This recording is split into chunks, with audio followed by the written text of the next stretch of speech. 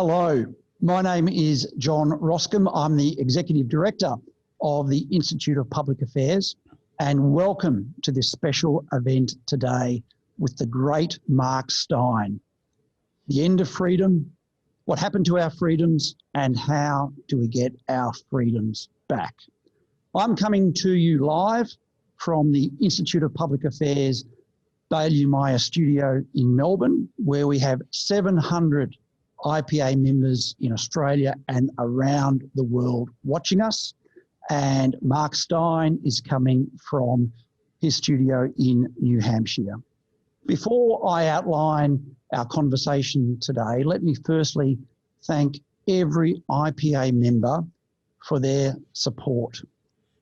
Australia is now facing the gravest threat to its freedoms in peacetime.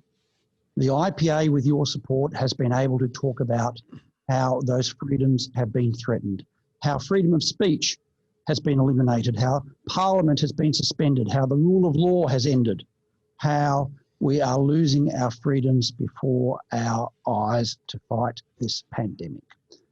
The IPA is 77 years old, and we have just had our most successful year ever in terms of membership, in terms of growth of donations. It is thanks to you that we can do our research, and it is thanks to you that we can have such important events as today.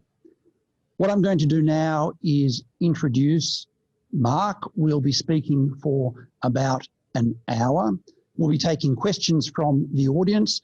We've had something like 100 questions submitted, so if we don't get to your question, please understand. We also have some video questions that we'll be asking Mark. Can I now introduce the great Mark Steyn, a wonderful friend of the Institute of Public Affairs. Mark has been a guest with the IPA in Australia on a number of occasions, most recently in 2016, where he spoke at the IPA's gala dinner and to sold out audiences around Australia. Mark's video that he filmed for the IPA on Section 18C in freedom of speech has been watched something like 500,000 times.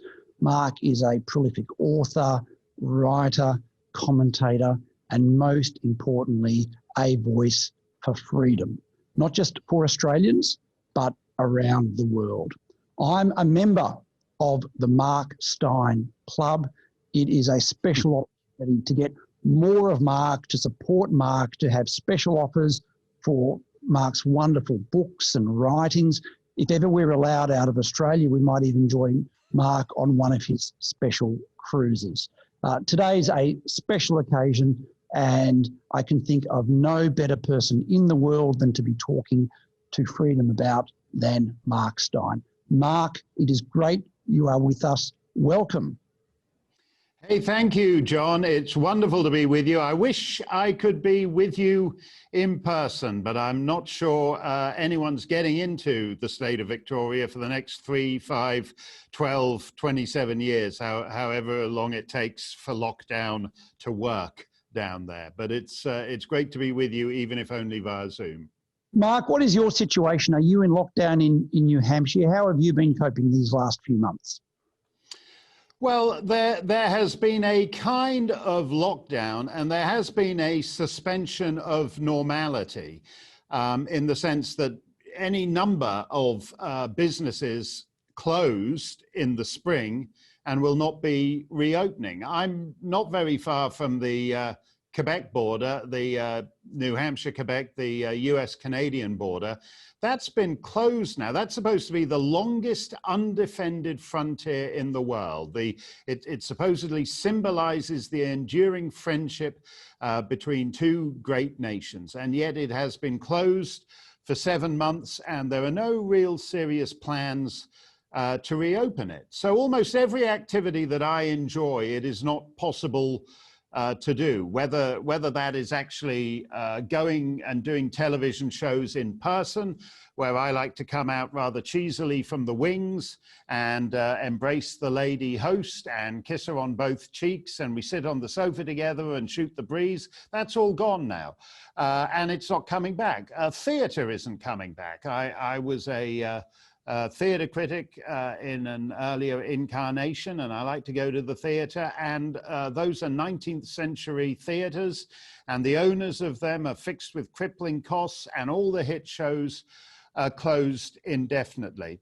And I would say the big point about this, John, which I think when I look back at my relationship with the IPA, I've been coming down to Australia for some years now talking about freedom of speech. It began for me when the Canadian Islamic Congress tried to criminalize my writing, which I think is about 12, 13 years ago now. And when that started, a prominent Canadian blogger who was a social conservative, so he knew something about these things because he'd organized big anti-abortion rallies. And he said, well, let's have a big free speech rally on Parliament Hill. And my friend and comrade, Ezra Levant, said, no, that'll be a disaster.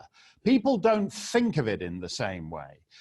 He said, abortion is a real vivid issue for those people who are opposed to it. You know, they say, well, my mum got pregnant when I was 16 and she'd have aborted me, but they persuaded her to have the baby, otherwise I wouldn't be here. And people feel strongly about it, and they don't feel strongly about it because free speech and other freedom issues are, for the most part, abstractions to people. It's not something that is real, visceral, physical. Well, one thing that's changed is that this year, those freedom issues are now front and center because they're all very basic. We now mysteriously live in a semi-permanent world where the government has the power to tell you when and on what terms you can leave your house. In your state in Victoria, it can decide that if it does permit you to leave your house, whether you're permitted to leave for 1 hour or 2 hours, or whether you can walk 3 miles, or if conditions permit, I'll let you walk 5 or 6 miles. I mean, there is literally no limit to government's power if it can do that. And there has never in the free world been that kind of a situation. I reread when this thing started back in March, for the first time in a few years, Daniel Defoe's Journal of the Plague Year from London in the year 1665. And essentially, if you didn't have the disease, you had far more freedom than you do in most parts of the Western world today. You were left to calculate the risk for yourself. And we have seen, so we now have extraordinary powers that are wielded with extraordinary viciousness. I used to do on my show a spot about the most idiotic British copper of the day, because they were the one, and in fact, even to say British copper is a bit unfair because it was mostly English.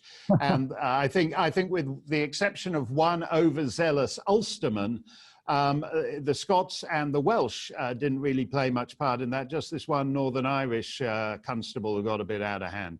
But then people started saying, well, why can't we define it as British in the old Sir Robert Menzies, I'm British to my bootstraps way. So they'd send me the odd clip of the New South Wales police or the Sûreté du Québec in Canada. And then the Victoria police came along and they just, we had to create a whole new trophy for these guys, slamming pregnant women to the ground, forcing disabled women taking a rest on a park bench to stand up and walk up a hill and go home. And I believe it was your assistant commissioner down there who said, who goes on TV every couple of nights and says, oh yeah, I admit we stuffed up the optics on this one. No, they didn't. The optics are the point. This is, they're telling you something here, and they're doing it pour encourager les autres, to say, well, look, if we knock this pregnant woman to the ground, or if we make this disabled woman walk up a hill, maybe you guys will get the message that the rest of you shouldn't ever be out of the house, and if you are out of the house, you better have a good reason, and you better wear your mask and all the rest. This is not the way. I mean, for a start, it's not policing. Sir Robert Peel's thing is a famous line, the public are the police and the police are the public. That's clearly not true in Victoria.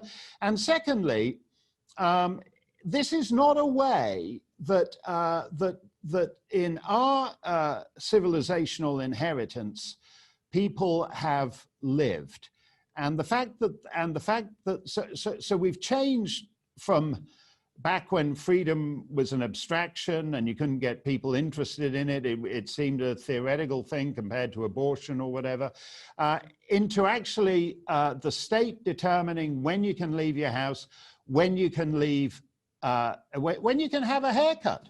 James Murdoch, Rupert's younger son, was boasting that he hasn't had, it's become a kind of power trip for billionaire kids. I haven't had a haircut since March, says James Murdoch. Well, that's great for you. If you're the lady who owns the hair salon, and you make your living from giving pampered billionaires like James Murdoch their haircut, that's not such an obviously virtuous thing. This is the weirdest year, one of the weirdest years in human history. Have you been surprised, Mark, by that reaction, the idea that we have been willing to give up our freedoms so easily? Is it because we have assumed the rule of law was an abstraction, democracy was an abstraction, the idea that the police wouldn't come barging in to someone's home and arrest, as you said, Zoe Bueller, a pregnant mother, in front of her children, because they have been monitoring her Facebook page and she said she supports a protest against what's happening? Are you surprised by what's occurred, not just in Victoria and in Australia, but around the Western world? Well, you use the word democracy there, and democracy, is a word I value. But if democracy just means that every 4 or 5 years you get to mark an X on a ballot paper as to your choice of tormentor, then democracy is insufficient consolation for what's going on. It's quite possible to see in the next Victorian election that you might have a choice between a party that lets you go 5 kilometres from your house and a party that lets you go 9 kilometres from your house. Well, in the end, democracy is not much consolation if that's what it boils down to. I mean, for example, no one thinks colonial Hong Kong was any kind of democracy, but it was a freer society than ours. And likewise, London during the plague of 1665 was, they didn't elect representatives, they didn't talk about democracy or elections, but they had, as a practical matter, more daily freedom than we now do. And that's actually quite a serious point. And to me, I think more and more, particularly at the height of full lockdown over here in late spring, when the 2 weeks to flatten the curve had turned into 2 months and 3 months and 4 months. And I remembered being taught at school A.J.P. Taylor's famous observation that until August 1914, the average Englishman had no contact with the state until, except with his postmistress and the village constable. And that changed in August 1914 with the Great War, when the state took on extraordinary powers. And it never quite relinquished those powers after the war. So we came to accept in the course of the 20th century that really quite minor piffling bureaucrats had power over us in all sorts of minor, tedious ways. And I think, in a sense, we're completing that transformation that began a century ago during the Great War, where people now think it is the normal state of affairs. Initially, this is a guy I quoted, I think, when I was down in Australia a few years back. Lord Moulton, the English jurist, who was a judge, but he also had actually one of the my all-time favorite job titles. During the Great War, he was Director General of the Explosives Department, which is one of my favorite job titles and one of the few that I'd actually be interested in someone offering me. But Lord Moulton's whole thing is that free societies are not defined by what one is compelled to do and what one is forbidden to do. They should be tiny little things at either extreme. And that in a healthy society, what matters is all the social interactions in the middle, what he called the realm of manners, which as he saw it is about the 85% of life in which you are self-regulated. It's not a question of doing what you're told to do or not doing what you're told to do. And what's interesting in that, in Victoria particularly, is that basic social interactions now are no longer self-regulated, but regulated by the state. So if you want to hold a funeral, if you want to wed your beloved, if you want to go to a coffee shop and get a cup of coffee and you have to stand in regulated circles out on the pavement before you can go in and get your decaf macchiato or whatever. This is now a 24/7 regulation of basic social interactions, which again, we seem to have accepted quite calmly. Mark, is this fear that has driven this? In a wonderful piece a few days ago where you talked about this social mores and you talked about the loss even of the handshake of that social interaction. You used a wonderful phrase, we are living in a blizzard of lies. What has happened? Have we been frightened into it? Have we assumed it wouldn't go as far as it has? Have we assumed this will one day end? What do you think has given rise to this idea that, at least for the moment, although it is slowly changing, much of these restrictions are democratically popular, as you've identified? Well, I think there was a fear generally in Western societies, which I think is civilizationally speaking, is not a healthy sign. A risk-averse society is something, is generally seen as a sign of a society in decline.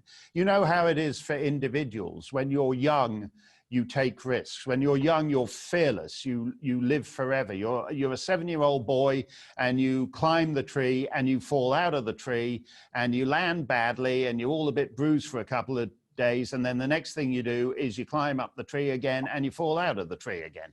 And that's what you do as a 7-year-old boy.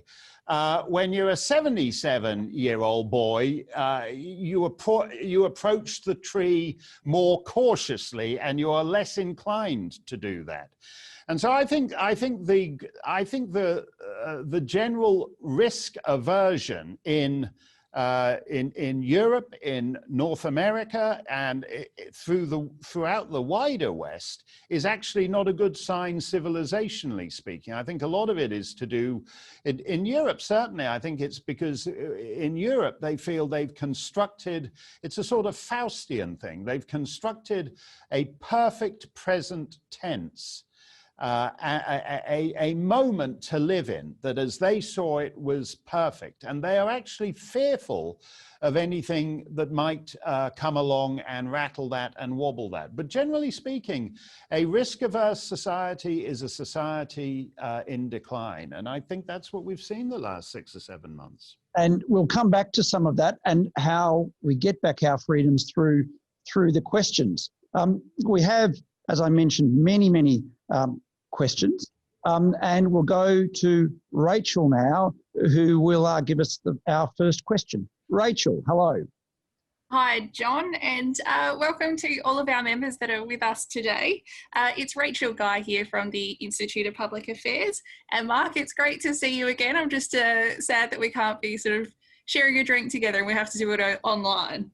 You know, Rachel, there's a lovely picture of you and I with the bananas in pajamas taken in Adelaide. And I always like every once in a while dusting off that picture because it's a happy time. And I didn't think of anything at the moment because I thought if I wanted to go to Adelaide and see you and the bananas in pajamas chaps, that it was just a matter of hopping on a plane. The idea that the world would be shut down and I would be denied the opportunity to make up a foursome with you and the bananas in pajamas never occurred to me. So life is full of surprises. We'll have to save it for next time. My first question I have here is from Leah in Ormond, and her question was, what can we do as individuals? I'm feeling helpless. So over to you, Mark. Yeah, I think what you do as individuals is you push back as much as possible. And I understand that's particularly hard to do in Victoria, but eventually some of this stuff is going to be litigated, and I don't believe it's compatible with basic laws. So I do believe in challenging and pushing back against these laws. That's particularly true if you operate your own business and you're told by the state that you can't operate that business. I think that is worth resisting. The other thing you can do, I think, is, as I said, we're now moving from the idea of freedom. People who sit around talking about freedom are like novelists and painters, and they're interested in abstract ideas about freedom of expression. And it's not that now. It's actually about whether you can leave the house, whether you can operate your business. It's about all the most basic elements in life. And I think that does merit pushing back. The other thing I think that goes with that, and which I think about from Daniel Defoe's Journal of the Plague Year, is that individuals were respected 3.5 centuries ago, sufficiently respected for the most part to reach their own judgment on their risk. So if you're an 87-year-old with heart problems, there is no point pretending that this thing isn't more of a risk to you than it is to a perfectly healthy 17-year-old. So I think the other thing that's incumbent upon everybody is to demonstrate that free-born citizens are capable of calculating their own risk.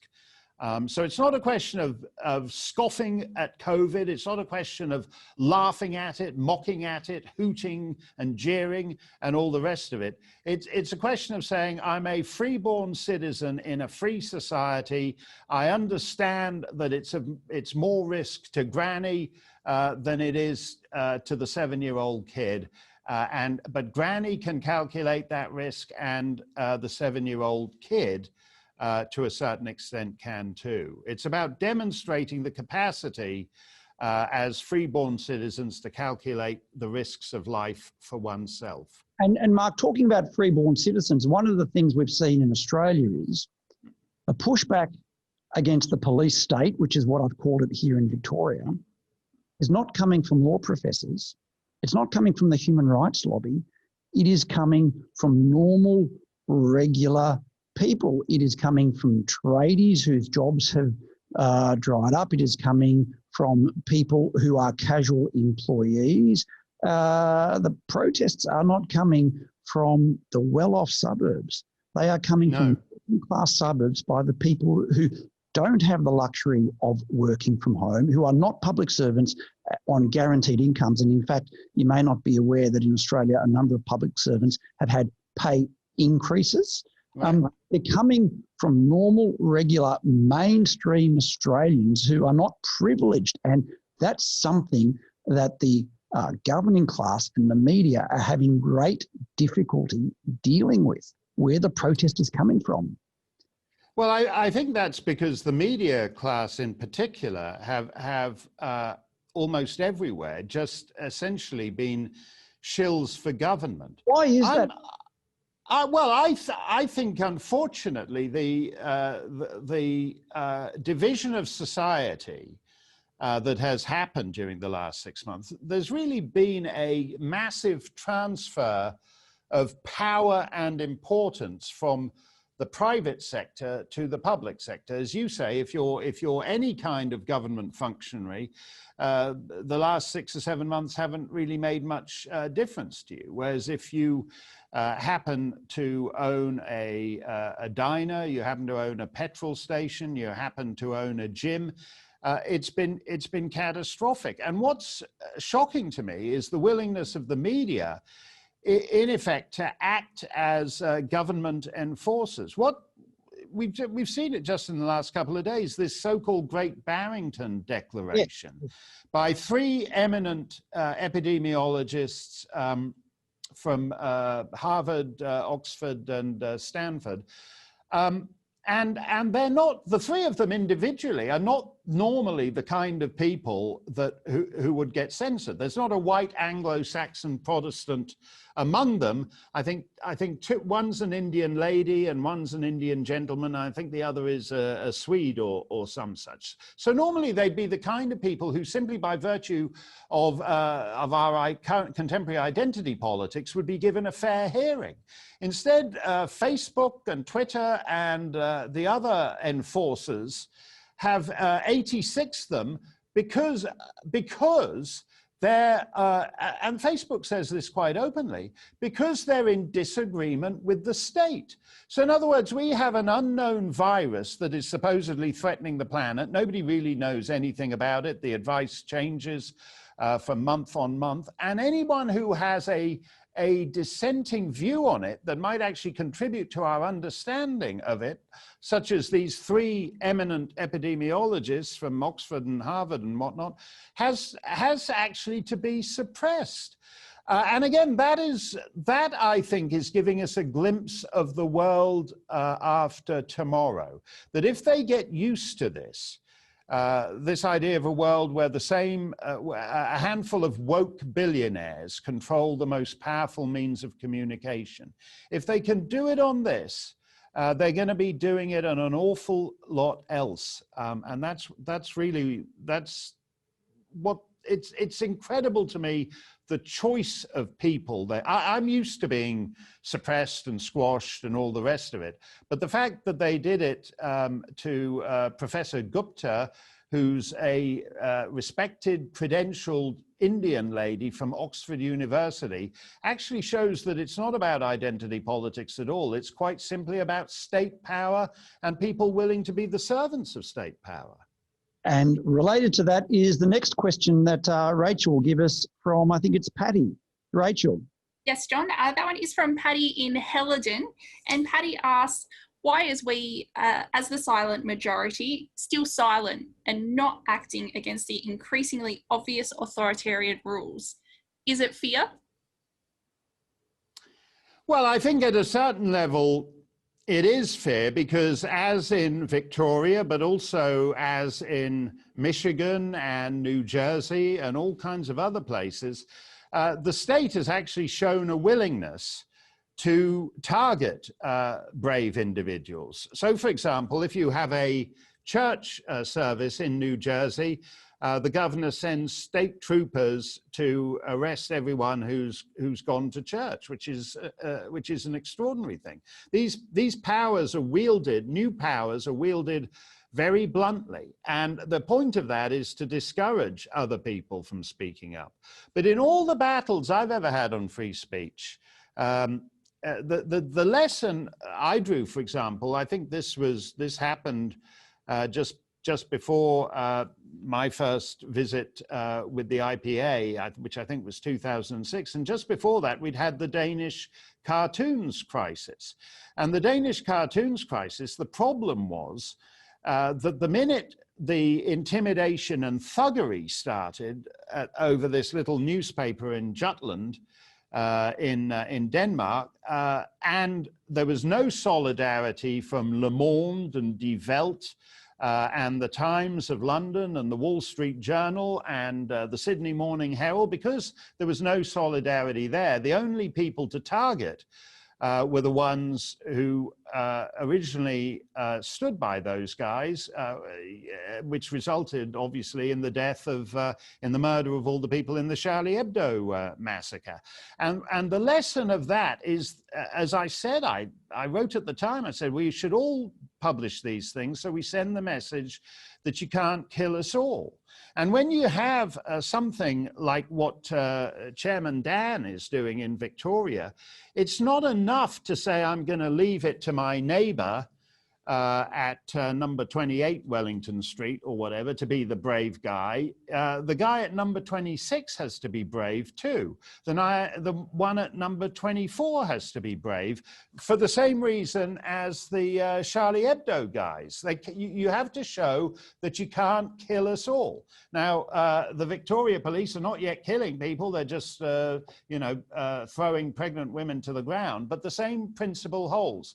There's a fantastic operetta, the New Moon, Jeanette MacDonald and Nelson Eddy. And Nelson Eddy, I think he's trying to throw off the French. It isn't technically historically accurate because I think Louisiana was actually being ruled by the Spanish at that point, or vice versa. So don't look to it for lessons in history.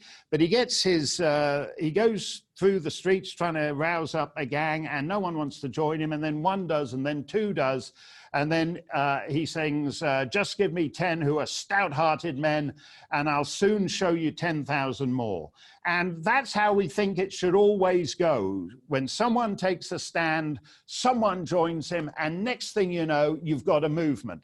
And too often, as we've seen during the last 6 months, when someone takes a stand, his neighbors look the other way and try not to catch the state's eye, and the poor guy winds up losing his business and often gets a fine and a jail sentence, and all his neighbors look the other way. And at some point, you've got to be like Nelson Eddy in that lousy old operetta, and you got to say, just give me 10 who are stout-hearted men, and I'll soon give you 10,000 more. You know, the reason we tell ourselves stories like that, the reason you have heroic stories, is because they're supposed to inspire people to act heroically. So the fact that we actually behave the way we've done in the face of these provocations, oh, I just want a quiet life, I'm just going to stay indoors for the next 2-3 years or until I'm told when it's safe to come out. That's not just going to cost you that's not just going to cost your neighbor's freedom, that's going to cost you too. And it costs our dignity.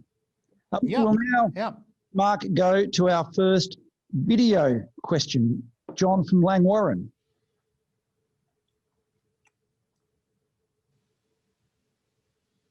How can we prevent government powers continuing or expanding further during peacetime emergencies?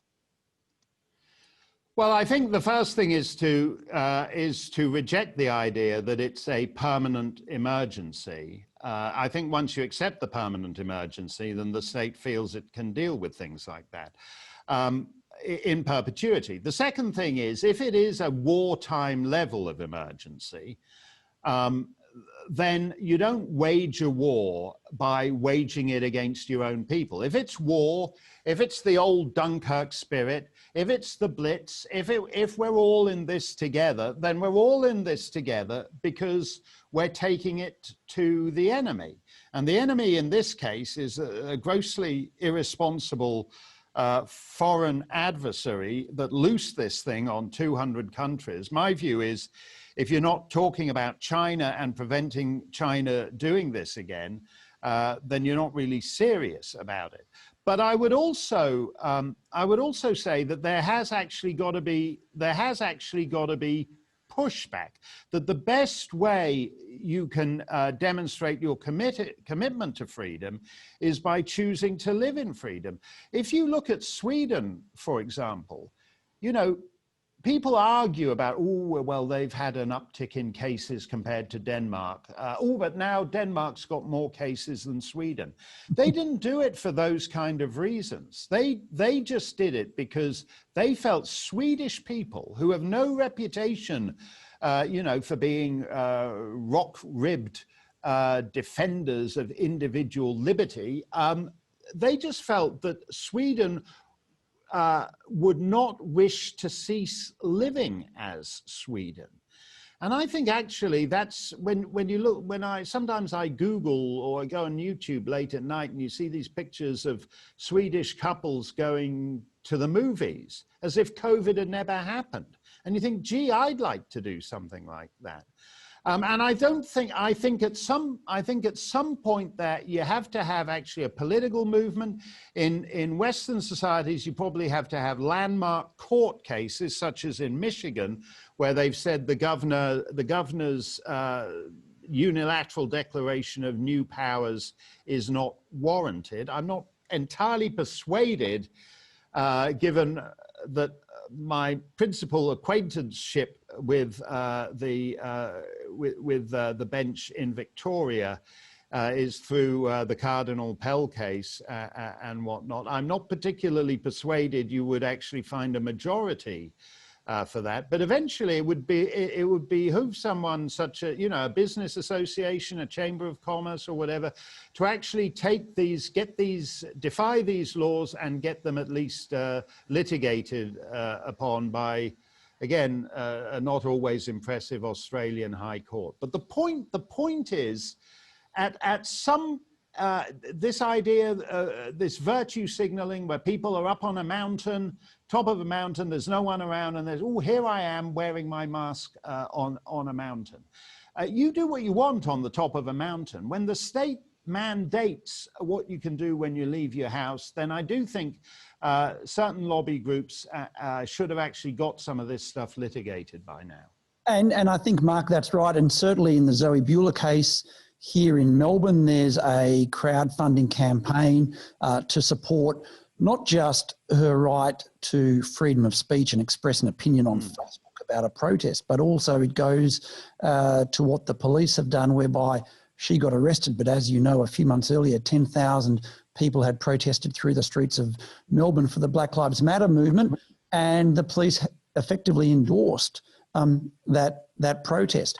Well, that's actually an important point there, John. I think I saw in the last day or two scenes of Mr. Morrison, the Prime Minister, being unable to get into his motor car because it had been assaulted by protesters. Yes. But he backed off. And they went, I don't know what they did. Mr. Morrison took the bus or whatever, or the tram, and made alternative transport arrangements because the people assailing him were approved. That's right. And so we've created this world where there are approved protest groups, mostly nincompoops who want to tear down statues or change the name of Coon cheese or whatever, but they belong to approved victim groups, and they can trash the Prime Minister's car, but regular citizens who lack the imprimatur of approved victim group can't. And the only way that will change is if because of the cravenness of corporations, the cravenness of universities, the cravenness of governments. My old friend Boris Johnson sits in Downing Street while the statue of the man he pretends to be, Sir Winston Churchill, is actually covered up to stop the mob tearing it down. At some point, it's not enough to do that. You actually have to be Churchill and stand up to these guys. But the lesson of these things is that if you rampage through the streets for approved ideas, the police back down. And again, it comes back to that. In the end, you have to learn the lessons of the left. I don't want to. I have no desire to throw human waste over Scott Morrison's car. I don't care what car he drives around in, and I'm happy for it to be as clean as the government car wash can get it. But we are being taught a lesson here that society is bifurcating into those who have license to rampage and those who just have to sit behind their apartment doors until they're let out for 1 or 2 hours a day. And in the end, that cannot stand if you want your children and grandchildren to have a free society. Mark, I couldn't agree more. And certainly one of the things that concerns us in Australia is exactly as you've said, politically approved protests. Now, for us, that is political censorship, and the idea that the police will allow some people to protest if they politically agree with you, but not in other cases is very dangerous indeed. So we're going to go to the next video question, and while that's being lined up, I am going to take the opportunity, and I know we could speak for a few days and weeks about this. You mentioned your your former, it might be still current friend, Boris Johnson. What has happened to Boris Johnson? Many people have asked us questions about why have politicians just handed over power to experts. So, for example, that was a question from Andrew in South Australia. Why has Boris, and not just him, but many other elected politicians with a democratic mandate seemingly said to experts, you look after it, you make the decision as to how we are to live? Is Boris symptomatic of what's happened to Western politicians? Well, I think Boris is a little bit of an extreme case, actually, because he did get the COVID, and he got it very badly. And as I look at this thing, if you look at the pattern of the disease, for example, there's one ski resort in Austria, Ischgl, and the Chinese flew some guy in there, and he was like walking it around the après ski lodge, and all the high-end skiers in that lodge then flew back home to 40 different countries and implanted the COVID there. And in a certain sense, and this is one reason why there's a big difference of opinion on this thing, is that it kind of, it seems easier to get it to you if you're at the top and you're leading a glamorous life, and it's part of your job every morning to come downstairs and find a room full of strangers from all over the world. That's basically Boris's job. That's the Prince of Wales's job. That's Prince Albert of Monaco, who I think was actually the first head of state to come down with this thing.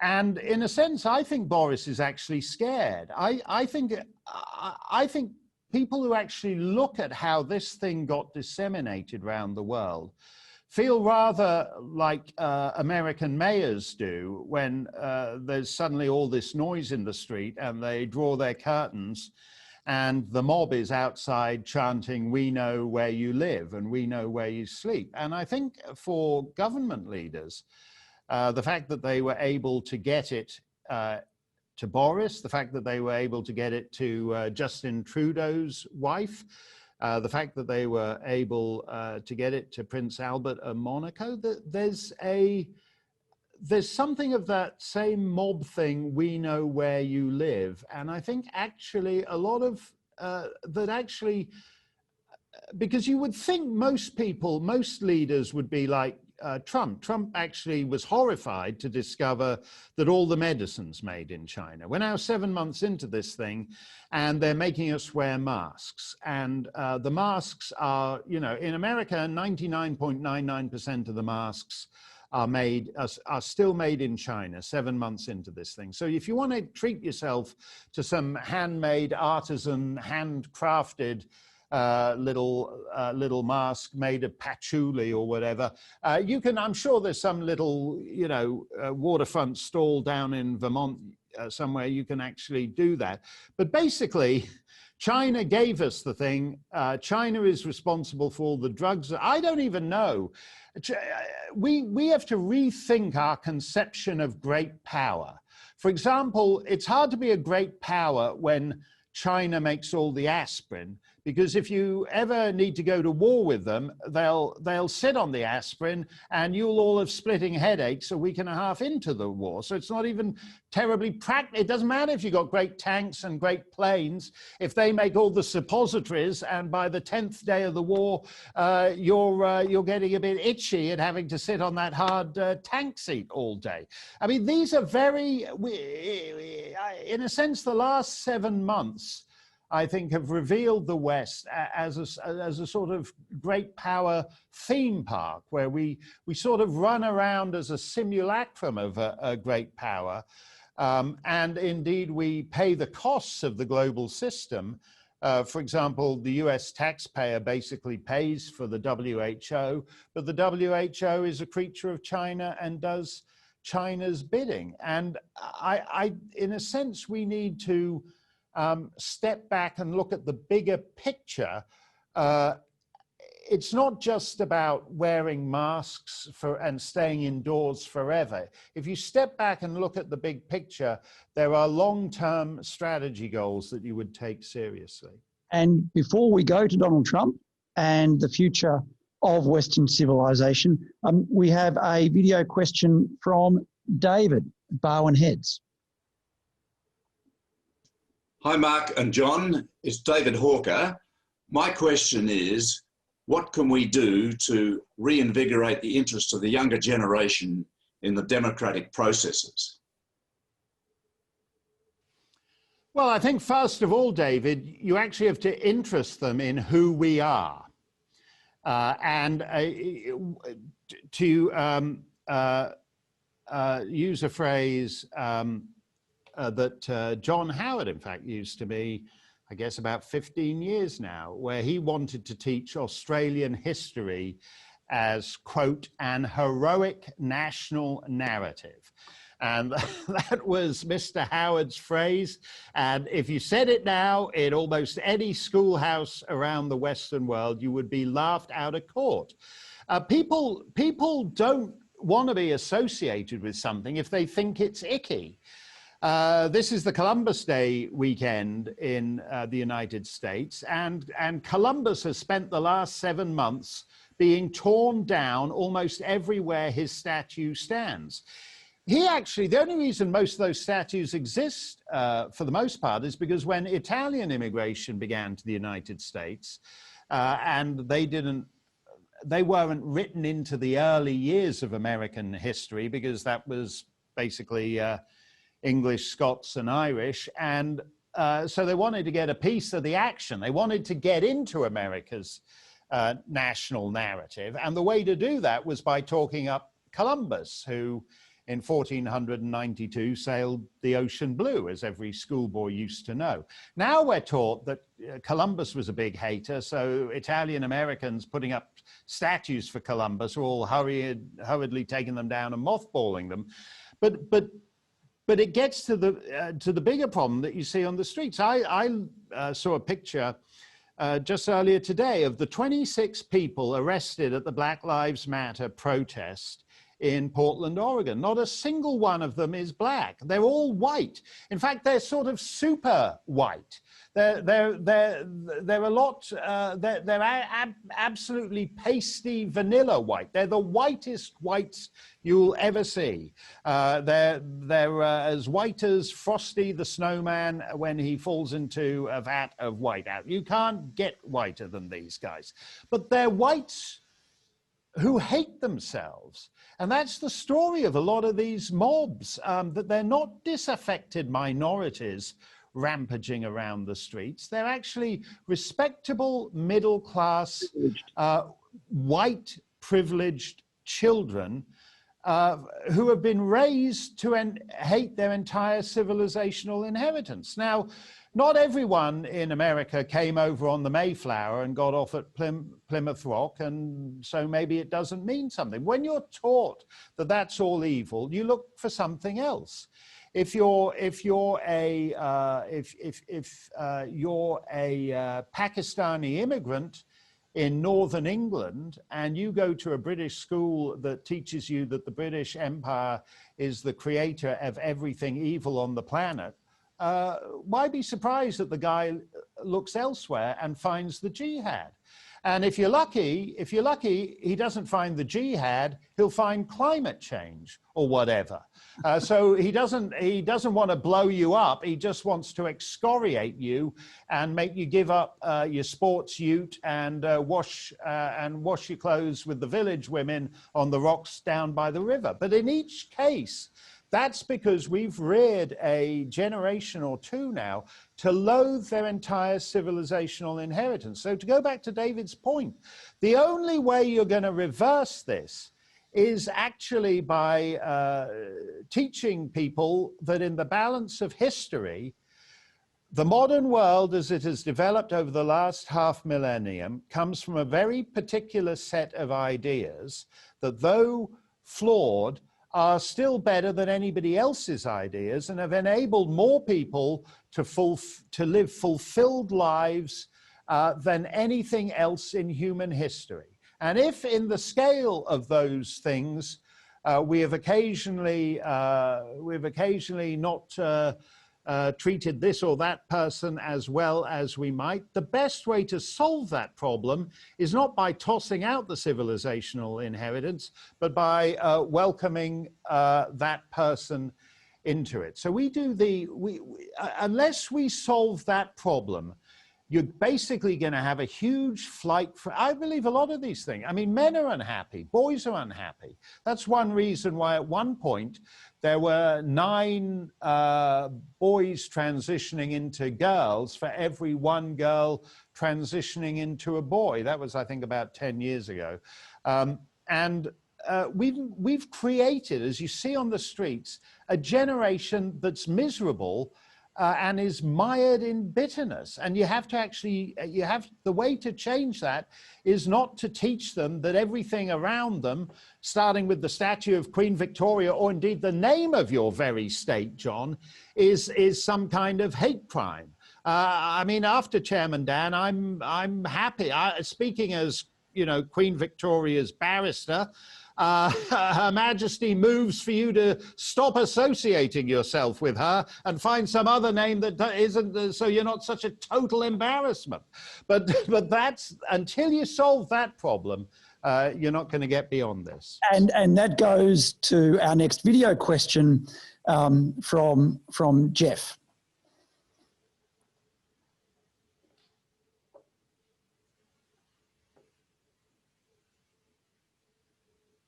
We were going to have a video question from Jeff, but I can tell you what Jeff's question was about, and the reason I went to it was because it was about Western civilization. Is Western civilization now coming to an inevitable end or close? And then I'm going to ask you, in the last 10 minutes of our conversation, I'm going to quote from the special limited edition IPA Donald Trump mug that we've provided to IPA members. And we thought that one of the most important things Donald Trump has done in his 4 years, and maybe another 4 years, which I'll ask you about, is to talk about Western civilization. And of course, in a wonderful speech, Trump said, we write symphonies, we celebrate ancient heroes, we embrace our timeless traditions and customs. Is Western civilization going to end in November?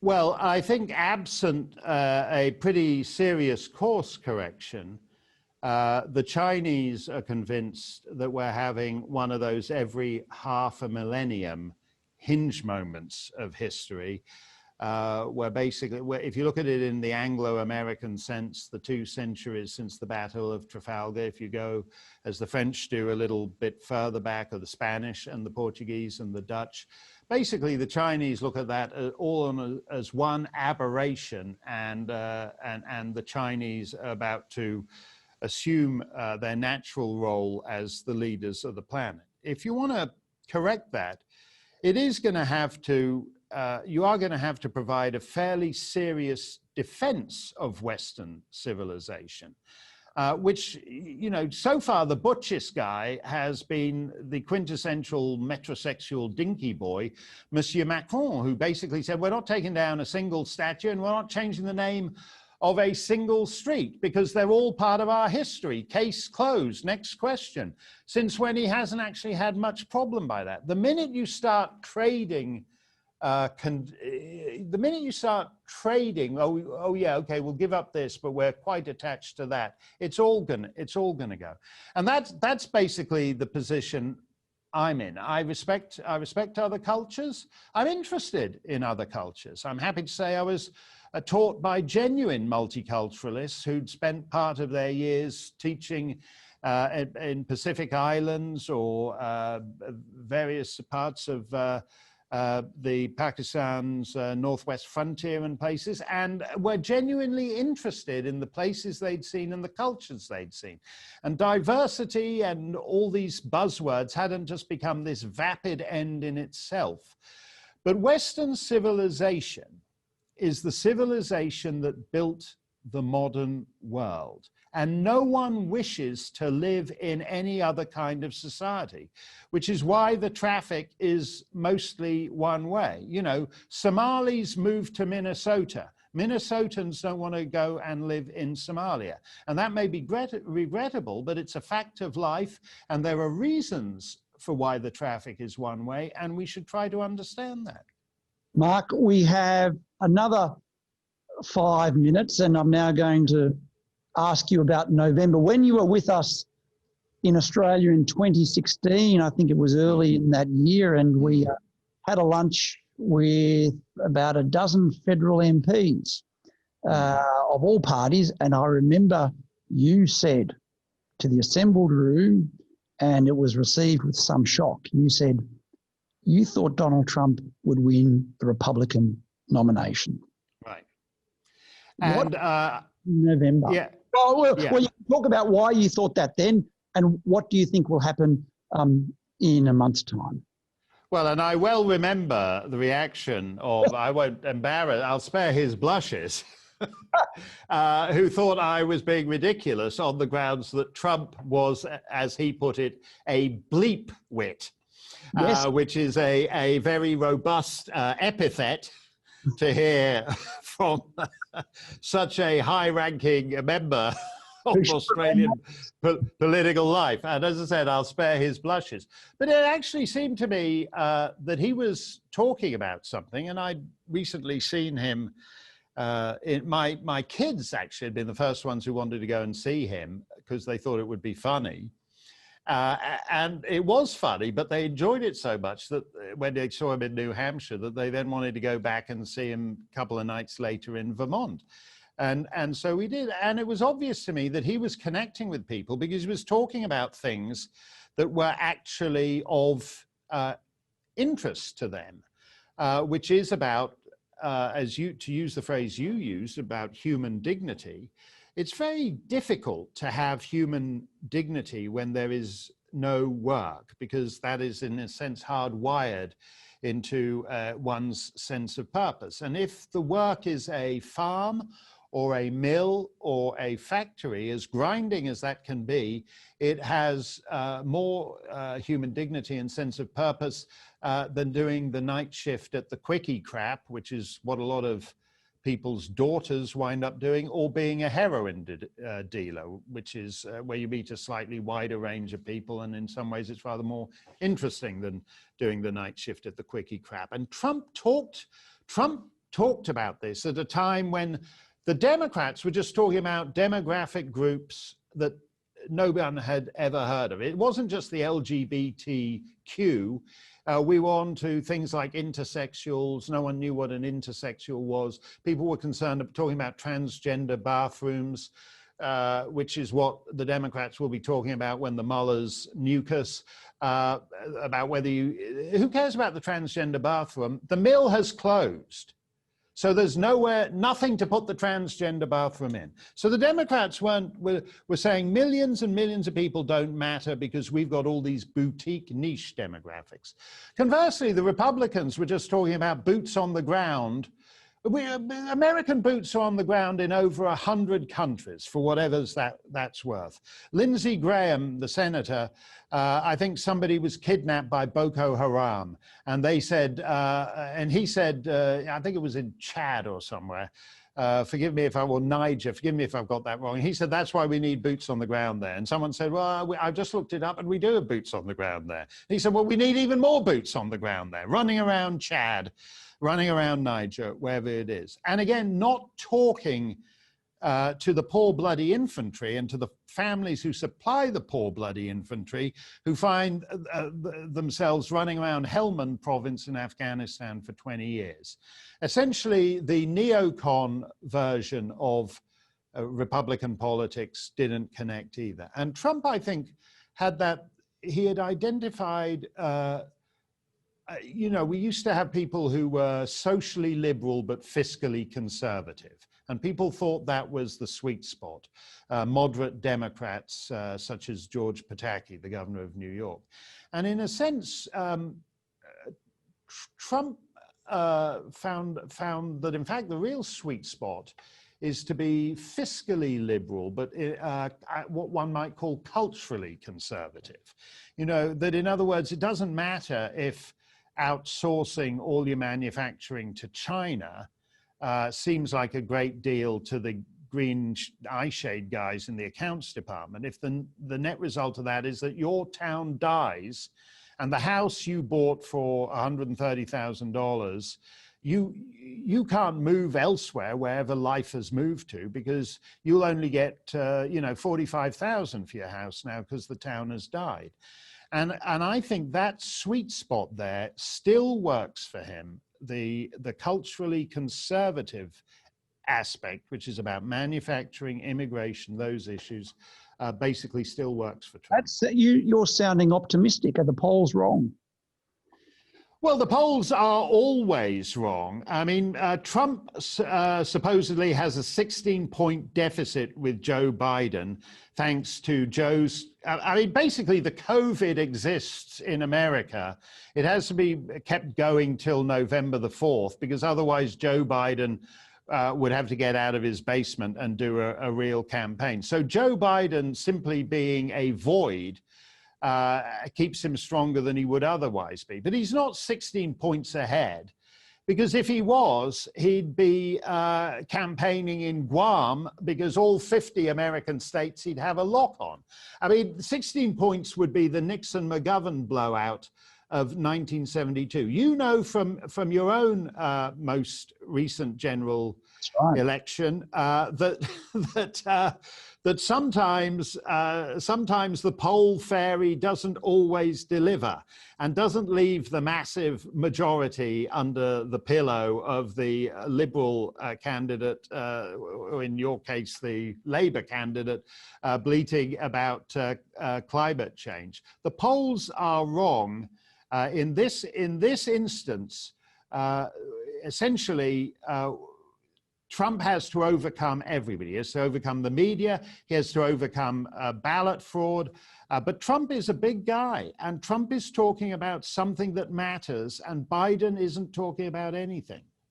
Mark, what a wonderful way to conclude a terrific conversation. Before I say thank you to our 700 participants today, are there any closing remarks, Mark, that you would like to give us as IPA members in Australia and around the world? It's been truly a terrific conversation.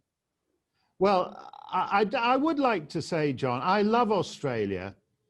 I miss Australia, and I miss a world in which if I want to see Australia, I can just go there. And you hear things that the airline industries are now saying no one will be back to normal till 2024. I'm not interested in that. The reason not to put up with this is because it sucks all the life out of life, and so we are supposedly doing what we're doing in order to save life. We're not saving any kind of life that is worth living.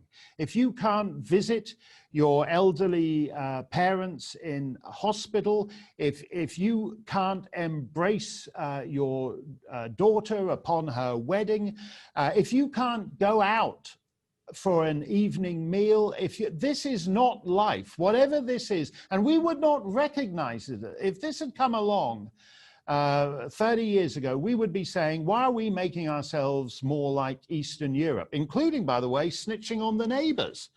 We're all getting very Stasi-like when we're turning in our neighbours because, oh, he sounds like he's got more than 3 people in that flat. Oh, I better call the police.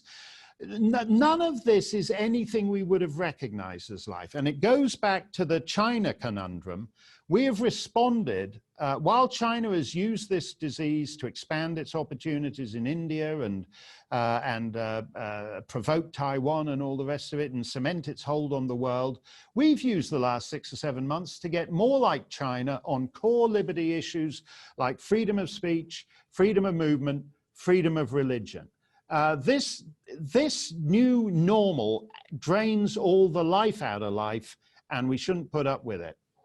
Mark, thank you for what you've done for freedom. Thank you for being with us today. We hope to see you in Australia very soon, although it might not be so soon. We hope to have you back virtually, we hope very soon. And I mentioned the wonderful Mark Steyn Club, which I'm a member of.